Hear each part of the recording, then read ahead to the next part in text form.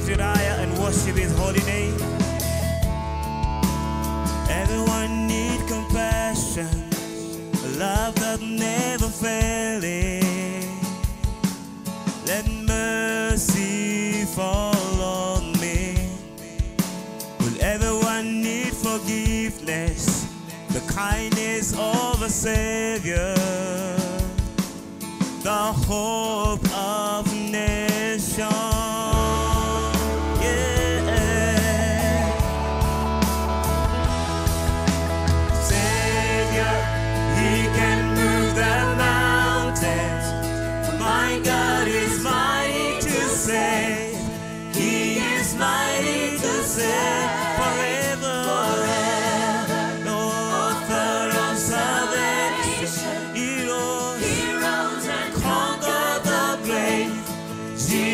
Conquer the grave. We give you the praise today, Lord. Hallelujah.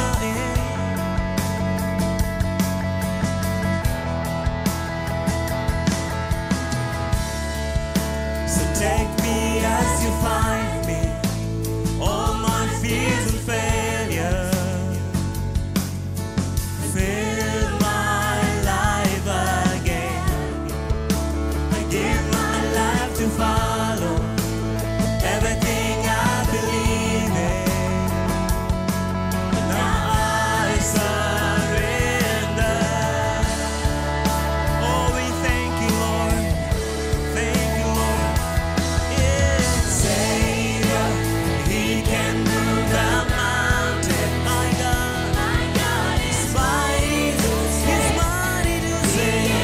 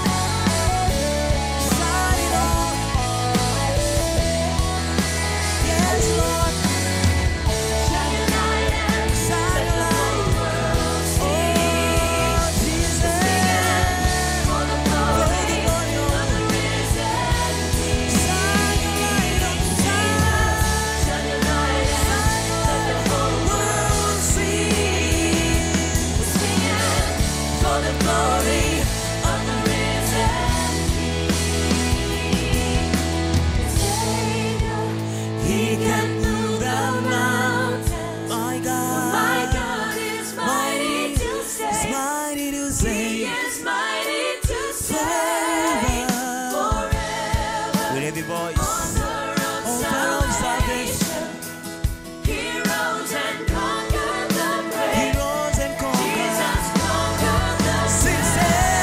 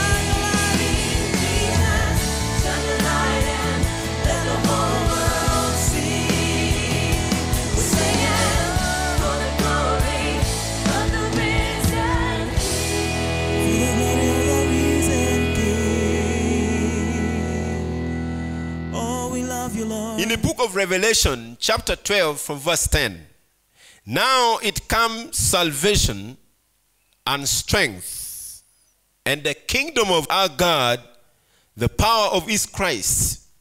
For the accuser of our brethren is cast down.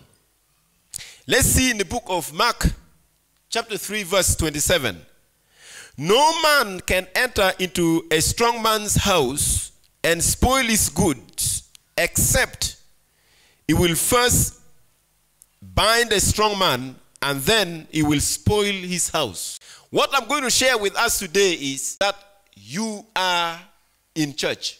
That's why the Bible said here that we have been anointed to humiliate the kingdom of darkness, to see the power of God displayed its full potential on earth. Unless we do that and we move in that power, the devil will be in church. And the devil has no power at all, except he is left with only the tricks. Tricks is different from power. If we know our right that we are in church, we are in church over evil force of darkness, we are in church to speak the voice of God, then we shall overcome. Now the first step to triumph in conflicts with the force of darkness is to see the weaknesses of the opposition with our enemies. So today as I talk, the voice of God still speaks to us that whatsoever kind of condition that comes, me and you are in church. You're on top of the enemy. That's why it says when the devil raises a flood among believers, sickness among your life, confusion among yourself, you can refer him with the word of God. You can share the word of God to shame him completely and defeat him completely, because we are in church. I want us to see in the book of Romans, chapter 13, from verse 1. Let every soul be subject unto the higher power, for there is no power but of God. Anything that people say is so much powerful is deception. No wonder Paul spoke to the Romans that let every soul be subject to the higher powers, for there is no power but of the Lord. We are not serving the familiarity power, the power of witchcraft, the power of medicine, or the power of any other thing. But there is a power that's above every power. There is a name that's above every name. Any condition that has a name must face also the name of Jesus. So time has come for us to be in church, not under church or under authority. We are in authority. So let's go and see in the book of Psalm, chapter 62, verse 11. God has spoken once, twice have I heard. This that power belongs unto God. Nobody is powerful than without the glory of God. When we remove God from the equation, however much brilliant you are, or acquainted with the things of the kingdom, when God is not there, or God's power is removed from your life, you become powerless. You become disadvantaged. You become vulnerable. You become forgotten. No wonder Judas Iscariot was forgotten. Why was he forgotten? Because God had forgotten him. Can you imagine the other man who got on a donkey? People celebrated with Jesus Christ, who has all the power. When the man who has all the power got away from the donkey came back frustrated. There was nothing left in him because the one he was carrying has left. God has spoken once and I've heard twice. That means Christianity without power is a religion. It's frustration. We must rise up and take authority against every form of what we call powers in this world. Elijah gave us example how he frustrated the false prophet of Baal and humiliated them. David laid up the foundation. We are in charge of every situation around this earth because the earth is the Lord. In the book of Psalm chapter 24 verse 1. We can speak to forces of darkness and they submit to the voice of Almighty God. And whatever person who is practicing witchcraft against you has no power in the name of Jesus. Every form of witchcraft, every witches and their cohort, they have no power over your life because you are in church. Look at the disciples after Jesus just left them. They exercised the authority in the book of Acts chapter 3. Those of Peter said, money I have not. Silver I have not. But what I have I give unto you. In the name of Jesus, for the first time they said that. Rise up and walk. They knew after when Jesus has left and they are there physically without him, but spiritually with him, he left them with the name only. And he said, in the name of Jesus, crippled man, rise up and walk. Do not waste time discussing with the devil. Sometimes I pity those who ask the devil, what is your name? Where have you come from? How many are you? Where do you sleep? Who is your leader? What is what? Do not have a discussion of the devil. You are in church. Take authority and cast him out. God has given us authority and the power. He has given us everything that pertains to his kingdom, including his name. He has entrusted us with his name. Now, if you are there, boxed down in your own room with malaria, you can't even pray about it. We are speaking to you and awakening you that you are in church. Let's see in the book of Matthew chapter 28 verse 18 to 19. Jesus said, all power is given unto me in heaven and in earth. Go therefore and teach all the nations. Jesus has been crucified, humiliated so that we get what we lost. So today we come boldly on the face of every defeat and failure, including corona, knowing that Christ is alive. God has power over every situation. So the same power on earth and in heaven that has been given to Jesus has been given to us. Use it. You know, having power and not using it is the most dangerous thing. This gives me in remembrance of Idi Amin soldier. They had all the weapons, but they did not know how to use it. These armies were not yet trained how to use those weapons to obliterate their enemies. When the other side knew their weakness, that these guys have weapons, they don't know how to use the Saba, they don't know how to use the artillery, so we are going to defeat them. There are so many Christians, that power of God has been handed over to them, but they don't know how to use it. I pity them. Sometimes they go praying for the sick. Oh God, if it is your will, let this person be healed. If it is not your will, Lord, let it be so. No, that's not how God has taught us to pray. We have to take church over situation. Go before Satan. Don't beg the devil. Please, go away now from his life. He is going to die. Please go away. No, that's not how you should pray. You have to take the authority in the name of Jesus and begin to speak the word of God that carries life. The only way that proves that you know how to address the enemy in this world is to speak the word. The word of God has power to release those who are bound in captivities. The word of God has power to release those who are bound in confusion. The word of God has power. So we have to speak this word from our heart. We have to release it from the bosom of our mind. Let people be set free. No wonder Moses stood up because he knew his power. And he lifted up his hands and pointed at the face of Pharaoh. And he said, let my people go. Moses is a man like us. Let me give you a testimony. I went to a place where they were doing witchcraft. Those witches carried spears. They were doing sacrifices. And when I went to their territory, one of the evil possessed person carried a javelin, the spear, and the person came to come as though they are going to spear me. If I turned my back and began to run, I would have died there and then. Because the devil functions in fear. When you fear, you are defeated. They know that where there is fear, there is no faith. So I pointed at the person with my hand, with a little Bible in my hand, and said, in the name of Jesus, drop that spear down. The spear was down. The person fell down, completely defeated. There is power in the name of Jesus. I want us to see again in the book of 1 Peter chapter 5 verse 8 to 9. Said, be sober, be vigilant, because your adversary, the devil, as a roaring lion, walk about, seeking whom he may devour. Whom resist steadfast in the faith, knowing that the same affliction are accomplished in your brethren that are in the world. The devil is not a lion, is like a lion. I have seen toys lion. The devil is a toy lion.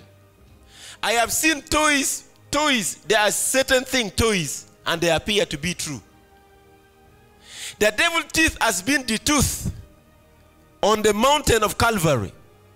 The devil's teeth of sickness has been defeated. Do not fear to say, I will never fall sick. When somebody come and tell you that today you are going to die, reply that person and say, I will not die until I see the glory of God. Your personality is only revealed by the reply of the word of God, the submission of God's word to the opponents. Well, if somebody say everyone will die in this world, people are dying of poverty, people are dying of no food, tell that person that for me and my family, we shall serve the Lord. We shall not die. We are not in the bracket. Speak as though you own the key of the universe. Look at this man called Elijah. He said, from today, I am locking up heaven. Locked and put the key in his pocket. Shh, you move away. If you are strong, unlock it. No rain on earth for 3.5 years. A man like you and like me, Elijah, he locked up heaven. The same key that he used to lock up heaven is the same key he used it again to unlock it. The devil loves confused personality. The devil loves depressed people. Time has come for you to rise up. And the Bible said, let the weak say, I am strong. And those who are sick, let them say, I'm healed. The poor said, I am rich. You cannot coil yourself in defeat all the days of your life. This is not the portion that God has given you. Next year, I want to tell you the truth. I will find you at the top. I will find you there at the top in the name of Jesus. Next year, I will find you at another level, spiritually, financially, economically, spiritually. Everything that pertains the promises of God is yours in the name of Jesus. Whatever God has promised, he has given it already. Whatever God has said in the Bible, it is yours. Do not wait until when you're okay and you begin to declare the good side of God on your life. No. Begin to declare it now. Don't wait for tomorrow. Begin to speak it now. Tell people who you are in the next 5 years. In the next 20 years. Tell them that I'm going to win more souls than any person that has ever lived on earth in my time and dispensation. Revival has come. And revivalists are those that stir the moment. Don't wait for God to do it. God will get you doing it. Those who said, I am waiting, you will wait in vain until nothing shall happen. You are in church. Bind up enemy. Bind him. Because God has given you all the authority in heaven and on earth. It's with you. I'm speaking this to you believers because I've seen how people are vulnerable in the hands of the enemy. I've seen how people are defeated. They can't see their right and their potential. God has already handed over the power to you. And you're saying, I'm waiting for some other person again to come and release this in my mind. Time has come to say, let the sick say, I'm healed. You are the most admired person in the personality of Christ. You are the wisest. Begin to prophesy upon yourself because you are in church. Why do people love to hear negative words over your life than you speaking positive ones? Begin to tell them that you are the wisest person. Begin to tell them that your Father owns the universe, so are you. So today, we need to realize this, that we are in church. May peace come upon your life. May the joy of God be restored in your soul in the name of Jesus. Whatever has been defeating you is going to be under your feet because you are in church in Jesus' name. No weapon of the enemy formed against you shall ever prosper because you are in authority. No power from hell shall overcome your life because you are in church in the name of Jesus. Time has come for us to square our shoulder and rise up again and speak as though it has already been happening.